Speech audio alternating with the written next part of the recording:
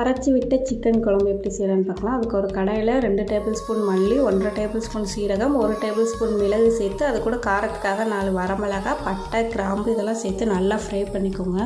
அதே கடாயில் கொஞ்சமாக எண்ணெய் சேர்த்து 10 சின்ன வெங்காயம், 4 பல் பூண்டு, 1 துண்டு இஞ்சி, 2 மீடியம் சைஸ் தக்காளி அதெல்லாம் சேர்த்து நல்லா வதக்கிட்டு ஆற வச்சு ஃப்ரை பண்ணி வச்சுருக்க மல்லி, சீரகம், வெங்காயம், தக்காளி இதெல்லாம் மொத்தமாக சேர்த்து ஃபைன் பேஸ்ட்டாக அரைச்சி எடுத்து வச்சுக்கோங்க. 2 டீஸ்பூன் எண்ணெய் சேர்த்து பட்டை, கிராம்பு, சீரகம் அது நல்லா பொரிஞ்சதுக்கப்புறம் கொஞ்சமாக சின்ன வெங்காயம் அதை நல்லா வதக்கி விட்டு நம்ம வதக்கி ஆற வச்சதை உள்ளே சேர்த்துக்கோங்க. அது எண்ணெய் திரிஞ்சு வந்ததுக்கப்புறம் 1/2 கிலோ சிக்கனை நல்லா அதில் மிக்ஸ் பண்ணிவிட்டு தேவையான அளவு சால்ட்டு சேர்த்து ஒரு 5 நிமிஷம் மூடி வச்சு வேக வச்சிங்க அப்படின்னா ஓரளவுக்கு குக் ஆகி. குழம்பு எனக்கு நல்லா காரமாக வேணும் அப்படின்னா நம்ம வீட்டில் அரைச்சி வச்சுருப்போம்ல குழம்பு மிளகாய்த்தூள் அதை கொஞ்சமாக சேர்த்து ஒரு 5 நிமிஷம் கொதிக்க வச்சுக்கோங்க. தேங்காய் பால் ஃபைனலாக சேர்த்துக்கிட்டிங்க அப்படின்னா டேஸ்ட் சூப்பராக இருக்கும். அரைச்சி விட்ட சிக்கன் குழம்பு ரெடி ஆயிடுச்சு. இட்லி, தோசை, சப்பாத்தி, ரைஸ் எல்லாத்துக்குமே காம்பினேஷன் சூப்பராக இருக்கும். ட்ரை பண்ணி பார்த்துட்டு சொல்லுங்கள்.